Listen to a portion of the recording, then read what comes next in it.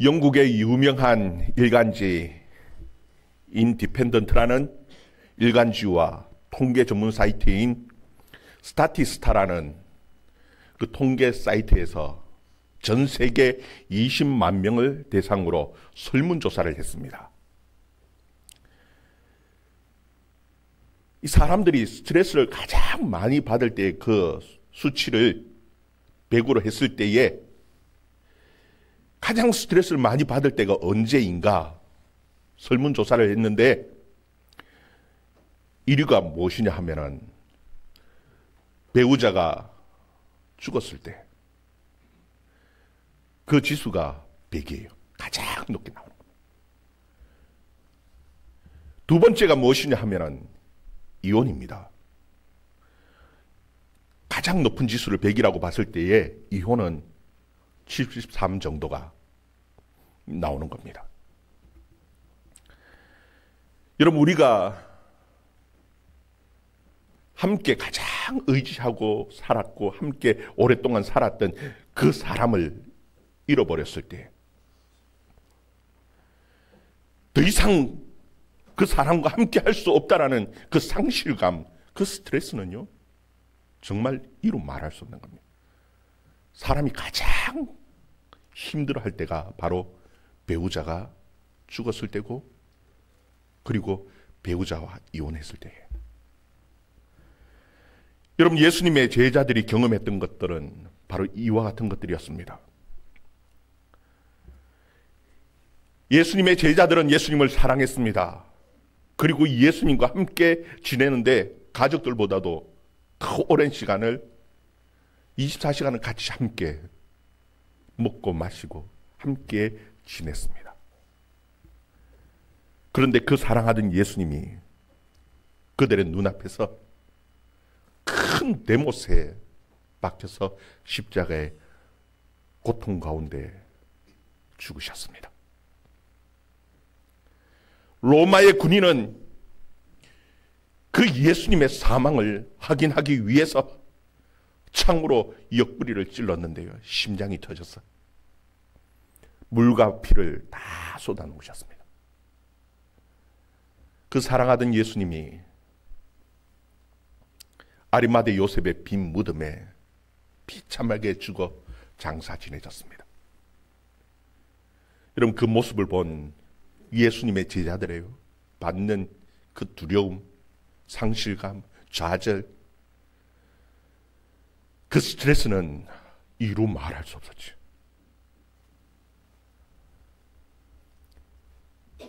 예수님이 십자가에 못 박히시고 사흘이 지난 이후에 이상한 말이 전해집니다. 예수님의 무덤을 찾아갔던 여인들이 와서 하는 말이 예수님의 시신이 없어졌다라는 겁니다. 그 말을 듣고 베드로와 요한은 예수님의 무덤까지 달려갔습니다. 무덤 안에는 예수님을 쌌던 그 세마포, 얼굴에 쌌던 수건이 쌌던 그대로 그냥 놓여져 있는 겁니다. 예수님의 시신은 어디로 간지 없습니다. 그럼에도 불구하고 제자들은 예수님이 부활하셨다는 생각을 하지를 못하는 겁니다. 분명히 예수님께서는 사흘 후에 부활하신다고 말씀을 하셨음에도 불구하고 제자들은 그것을 받아들이기가 너무너무 힘이 드는 겁니다. 왜냐하면은 예수님이 죽는 모습 보면서 그들이 가졌던 그 마음의 상처, 상실감은요, 너무나 크기 때문에 또 한 번 기대를 가졌다가 그 기대가 무너질 때에 그 고통은 너무너무나 힘들고 어려운 고통이죠. 그래서 그들은 애써 예수님의 그 부활을 믿으려고 하지 않습니다. 심지어 예수님을 가장 먼저 본 사람이 누구냐? 막달라 마리아입니다. 이 막달라 마리아가 제자들에게 와서 부활하신 예수님을 만났다고, 부활하신 예수님이 전한 그 말씀을 전하는데도 불구하고 제자들은 믿으려고 하지 않습니다. 이 막달라 마리아는 7 귀신 들렸던, 정신적으로 고통받았던 그 여인입니다. 아마 제자들의 생각은 또 과거에 걸렸던 그 병이 재발했는갑다. 충격 때문에, 예수님의 충격 때문에 저럴 수도 있겠지. 그 마리아의 말을 믿으려고 아무도 믿으려고 하지 않습니다. 저녁에 제자들이 모였습니다. 예수님의 시신이 없어졌다는데 도대체 어디로 갔을까? 누가 가져갔을까? 어찌해야 되나? 두려움 속에 제자들이 모였습니다. 그 제자들이 모였는데 시신이 없어졌으니까 혹시나 또 대제사장, 바리새인, 이 유대인들이 제자들을 찾아오고 잡을까 봐 두려워서 문을 꼭 닫은가 걸고는 자기들끼리 모여 있는 겁니다. 그 가운데에 예수님께서 찾아오셨습니다. 예수님께서 그 제자들에게 찾아오셔서 가장 먼저 하신 말씀이 무엇이냐면은 너희에게 평강이 있을지어다. 너희에게 평강이 있을지어다. 이 말씀을 예수님께서 해주신 거예요. 우리 19절 말씀 다시 한번 읽어봅시다. 19절 말씀 같이 읽습니다. 시작. 이날 곧 안식 후 첫날 저녁 때에 제자들이 유대인들을 두려워하여 모인 곳에 문들을 닫았더니 예수께서 오사 가운데 서서 이르시되 너희에게 평강이 있을지어다. 아멘. 여러분, 예수님께서는 너희에게 평강이 있을지어다 명령입니다. 여러분, 이상하지 않습니까? 여러분, 이 평강이라는 것은, 평안이라는 것은요, 감정적인 겁니다. 누가 여러분들에게 평안하라 한다고 해서 지금 두렵고 불안한데, 걱정이 있는데 갑자기 모든 걱정들이 다 사라지고 마음이 갑자기 편안해집니까? 여러분, 감정이라는 것이 그렇게 누가 하라고 해서 되는 것들입니까? 그런데도 불구하고 예수님께서는 지금 명령형으로 말씀하시는 겁니다. 너희에게 평강이 있을지어다. 왜 예수님께서는 우리에게 평강이 있으라고 그렇게 명령하시는 것입니까? 여러분, 예수님께서는 더 이상 너희들이 두려워하지 않아도 되고, 더 이상 걱정하지 않아도 되고, 염려하지 않아도 되도록 예수님께서 너희들의 모든 삶을 내가 이제 책임지겠다라는 선언이 바로 너희에게 평강이 있을지어다라는 말씀인 겁니다. 여러분, 어린아이가 혼자서 집에 있는데 부모가 없을 때예요. 밤이 캄캄해지고 혼자 있으면 두렵지요, 무섭지요. 바깥에 무슨 소리만 나도 어린아이에게는요, 공포 그 자체입니다.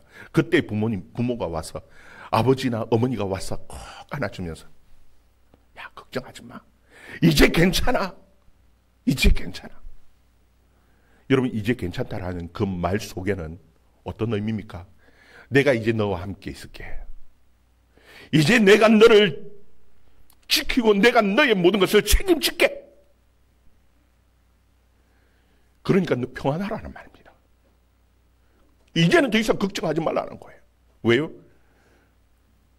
그 아버지가 함께 있으니까. 그 어머니가 함께 있으니까. 아이는 그 함께 있다라는 그것만으로도 평안을 누릴 수 있는 겁니다. 예수님께서는 부활하신 이후에 제자들에게 평강이 있을지어다 하시는 그 말씀 속에는 이제는 내가 너와 함께 있고 내가 너의 모든 것을 다 책임지고 내가 너를 지키겠다고 예수님께서는 그들에게 약속해 주시고 선언해 주시는 겁니다. 여러분, 혹시 여러분들 아직까지도 불안한 마음이 있습니까? 염려하는 마음이 있습니까? 뭐 걱정되는 것들이 있습니까? 아직도 여전히 두려워하는 그 마음들이 있습니까? 맡길 수 있기를 바랍니다. 예수님께서는 저 멀리 계시는 분이 아닙니다. 우리의 가까이 계시고 우리와 함께 계시고 우리의 모든 것을 책임져 주시는 분이시기 때문에 지금도 여전히 우리에게 찾아오시고 우리를 안아주시며 걱정하지 마. 두려워하지 마. 염려하지 마. 내가 너의 모든 것을 다 책임져 줄게. 여러분, 그 부활하신 그 주님 앞에 여러분들의 염려거리, 여러분들의 아직까지 해결하지 못한 그 두려움, 걱정, 근심들이 있다면 예수님에게 맡길 수 있기를 바랍니다. 예수님께서는 지금도 여전히 우리에게 말씀하십니다. 두려워하지 말고 평안하라라는 겁니다. 이 말씀을 하시면서 예수님께서는 손과 옆구리를 보여주셨어요. 20절 말씀 같이 읽습니다. 시작. 이 말씀을 하시고 손과 옆구리를 보이시니 제자들이 주를 보고 기뻐하더라. 여러분, 처음에는 예수님이 오셨을 때의 제자들은 분명히 예수님께서 죽으시는 것을 분명히 보았고 확인했거든.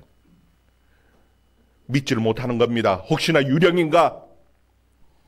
예수님께서는 확신을 주시기 위해서 손도 보여주시고 옆구리도 보여주셨습니다. 여러분, 보면은 제자들이 주를 보고 기뻐하더라. 여러분, 그 부활하신 주님,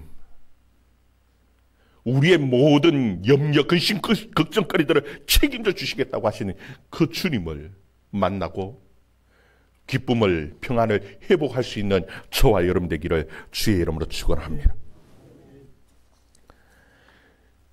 예수님께서는 그들에게 평안을 주시면서, 야, 너희들끼리 이 다락방 안에서 함께 만찬을 나누던 이 마가의 다락방 안에서 너희들끼리 평안하게 그렇게 지내, 그렇게 말씀하지 않습니다. 예수님께서는 다시 그들을, 지금 주눅들어 있고 두려워서 떨고 있는 그들을 세상 가운데 당당하게 보내시기를 원하셨어요. 그래서 내가 너희를 보내노라고 말씀하십니다. 21절 말씀 또 읽어봅니다. 21절 말씀 같이 읽습니다. 시작. 예수께서 또 이르시되 너희에게 평강이 있을지어다. 아버지께서 나를 보내신 것 같이 나도 너희를 보내노라. 아멘. 예수님께서는 그 제자들을 그 세상 가운데에 보내신다고 말씀합니다. 어떻게 보내신다고요? 아버지께서 나를 보내신 것처럼 나도 너희를 보내겠다라고 예수님께서 말씀하고 계시는 거예요. 여러분, 아버지께서, 하나님께서 그 하나님의 아들 예수 그리스도를 어떻게 보내셨느냐 하면요, 하나님께서 이 세상을 너무나 사랑하셨어요. 그래서 그 사람들을 구원하시기 위해서 그 멸망의 자리에서 영생하는 생명의 자리로 옮기시기 위해서 그 하나님의 아들 독생자 예수 그리스도를 보내주셨고요, 십자가에 죽으시고 부활하게 하셨고요, 그를 믿는 자에게 영생을 주겠다고 약속하셨습니다. 여러분, 똑같이 예수님께서도 우리를 보내십니다. 어떻게 보내시느냐? 예수님께서는 이 세상 사람들을 너무나 사랑하셨습니다. 그리고 그들을 구원하시는데 멸망의 자리에서 영생의 자리로 옮기시기 위해서 우리를 보내시는 겁니다. 예수님께서 이 세상에 오셨듯이 우리도 가야 하는 겁니다. 그 예수 그리스도의 사랑을 가지고 가는 겁니다. 그런데 예수님의 그 사역과 우리의 사역에는요, 조금 차이가 있습니다. 22절, 23절 말씀 또 한번 읽어봅시다. 22절, 23절 말씀 같이 읽습니다. 시작. 이 말씀을 하시고 그들을 향하사 숨을 내쉬며 이르시되 성령을 받으라. 너희가 누구의 죄든지 사하면 사하여질 것이요 누구의 죄든지 그대로 두면 그대로 있으리라 하시니라. 아멘. 여기 보면은 예수님께서 말씀하시면서 내가 너희를 보내노라고 말씀하시면서 그들을 향해서 숨을 내쉬셨습니다. 그리고 성령을 받으라고 말씀하십니다. 여러분, 이것을 보면은 우리는 가끔씩 무슨 생각이 드냐면, 와, 예수님께서도 그 제자들을 볼 때 얼마나 한심하면 한숨이 다 나오실까. 여러분, 이게 한숨 아닙니다. 예수님께서는 그들을 향해서 아이고 쩌쩌 한숨을 훅 내셨다, 그런 의미가 아닙니다. 그들을 향해서 하나님의 새로운 기운을, 새로운 능력을 그들에게 부어주시는 것입니다. 하나님이 우리에게 주시는 마음은 두려워하는 마음이 아니고 능력과 사랑과 절제입니다.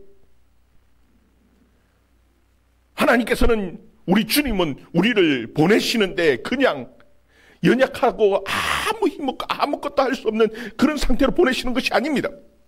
이미 우리에게 능력을 주셨고 사랑할 수 있는 사랑의 마음도 주셨고 무엇이든지 감당할 수 있는 절제의 마음도 우리에게 주시고 보내시는 것입니다. 그래서 성령을 부어주시고 성령을 받으라고 말씀하고 계시는 것이, 거기 보면은 누구든지 죄를 사하면 사하여질 것이고 누구의 죄든지 그대로 두면은 그대로 있으리라고 말씀하시죠. 여러분, 우리가 다른 사람의 죄를 용서하고 다른 사람의 죄를 그냥 그대로 두고 그런 능력이 있다라는 것이 아닙니다. 우리는 하나님 같은 그런 능력은 없습니다. 그럼에도 불구하고 우리에게는 엄청난 능력이 있습니다. 그게 무엇인 줄 압니까? 우리는 다른 사람을 설득해서 예수 그리스도를 믿게 할 수 있는 그런 능력은 없지만 만날 수 있는 자리에 그들을 초청할 수 있는 능력은 우리에게 주셨습니다. 여러분, 예수님을 만나고 제자들이요, 예수님을 만난 그 자리에 도마라는 제자는 그 자리에 있지를 않았습니다. 도마는 너무너무 의심이 많은 사람입니다. 제자들이 그 도마를 찾아가서 말합니다. 내가 부활하신 예수님을 만났다고. 내가 손에 못자국도 봤고 부활하신 예수님의 옆구리에 창자국도 보았다고. 예수님께서 분명히 부활하셨고 이제는 두려워하지 말고 이제는 평안하라고 우리에게 말씀하셨다고 얘기할 때에 그 도마는 딱 한마디로 그들의 입을 막아버렸습니다. 봤다고? 야, 너 손가락으로 그 창자국 만져봤냐? 너 부활하신 예수님을 만났다고? 그리고 그 못자국을 봤다고? 너 손가락으로 그 못자국에 손을 넣어봤냐? 할 말이 없죠.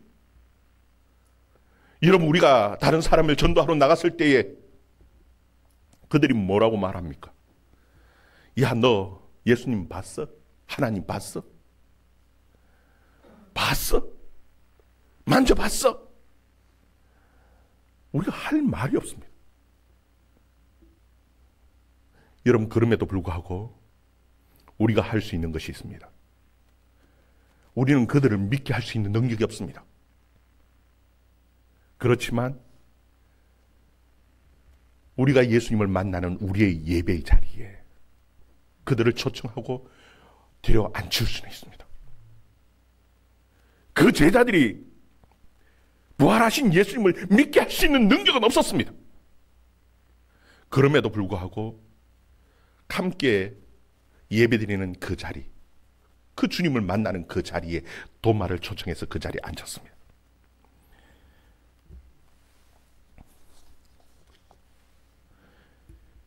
여드레가 지나고 제자들이 다시 그 집에 모였습니다.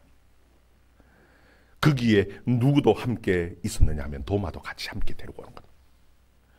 그리고 예수님께서는 그 도마에게 찾아오셔서 야, 너 손을 내밀어서 만져봐. 너 손을 내밀어서 내 옆구리에 창자국에 손을 넣어봐. 그리고는 예수님이 아주 중요한 말씀을 하십니다. 너 본고로 믿느냐? 믿음 없는 자가 되지 말고 믿는 자가 되라는 겁니다. 손을 넣고 만져보는 한이 있어도 너 믿음 없는 자가 아니라 믿는 자가 되라는 거예요. 여러분, 우리가 믿게 할 수 있습니까? 그러나 그가 직접 하나님을 만나야 하는 겁니다. 우리의 대신자를 우리가 다 말로 설득해서 믿게 할 수 없습니다. 우리의 예배 자리에 초청하고요, 그가 직접 예수 그리스도를 만나야 되고요, 말씀을 통해서 그 은혜를 누려야만이, 경험해야만이 믿음이 생기는 거예요. 우리 27절 29절 말씀, 27절에서 29절까지 같이 함께 같이 있습니다. 시작. 도마에게 이르시되 내 손가락을 이리 내밀어 내 손을 보고 내 손을 내밀어 내 옆구리에 넣어 보라.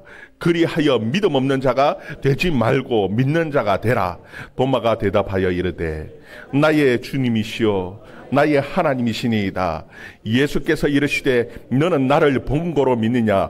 보지 못하고 믿는 자들은 복되도다 하시니라. 아멘. 여러분, 믿음을 주시는 이는 예수님이십니다. 우리가 할 수 있는 것 아닙니다. 우리가 뭔가 말을 잘해가지고 구원시킬 수 있다? 천만에요. 우리에게는 그런 능력이 없습니다. 그럼에도 불구하고 우리에게 주신 능력이 있습니다. 그게 무엇이냐면은 만남의 자리에 초청하는 그 일을 우리에게 맡기신 겁니다. 우리가 하려고 하는 것은 그들을 우리가 말로 다 설득해서 그들을 예수 믿게 만들겠다고 천만에요. 그건 우리의 능력이 아닙니다. 그냥 초청해서 그들이 예수님을 만나고 예수님을 보고 예수님을 경험하게 하는 것이 우리의 예배 가운데 임재하시는 그 주님을 만나게 하는 거예요. 눈으로 꼭 보고 손으로 만져봐야만이 믿을 수 있다고요? 천만에요. 우리 가운데 주님이 믿음을 주시면 믿을 수 있는 겁니다. 그래서 예수님께서는 너는 나를 본 거로 믿느냐? 보지 못하고 믿는 자가 더 복되다고 우리에게 말씀해 주고 계시는 거예요. 여러분, 초청할 수 있는 그 일을 우리가 감당할 수 있기를 주의 이름으로 축원합니다. 온갖 염려, 걱정, 근심거리들이 있습니까? 주님 앞에 맡기는 겁니다. 우리의 삶 모든 것들 주님 앞에 맡기고 주님이 우리에게 원하시는 또 그 삶도 살 수 있는 저와 여러분 되기를 주의 이름으로 축원합니다. 여러분, 이 전도하는 일을 가장 중요한 일이라고 말씀하기에 그것을 뭐라고 표현하느냐 하면 지상명령이다, 그렇게 말을 합니다. 여러분, 이 지상명령이라는 말은 무슨 의미냐면 지극히 높은 명령, 많은 명령들을 하셨어요. 예수님께서 우리에게 많은 말씀들을 하셨습니다. 그 가운데 가장 우리가 해야 하는 가장 높은 명령은 무엇이냐 하면, 가장 상위의 명령은 무엇이냐 하면 전도입니다. 나가서 전하는 겁니다. 그냥 와서 데리고 와서 앉히는 거예요. 그 다음 하시는 것은 우리 주님이 하시는 거예요. 여러분, 주님 앞에 맡기고 주의 일들을 감당하는, 전도하는 일에 최선을 다하는 저와 여러분의 삶이 되어질 수 있기를 주의 이름으로 축원합니다. 기도하겠습니다.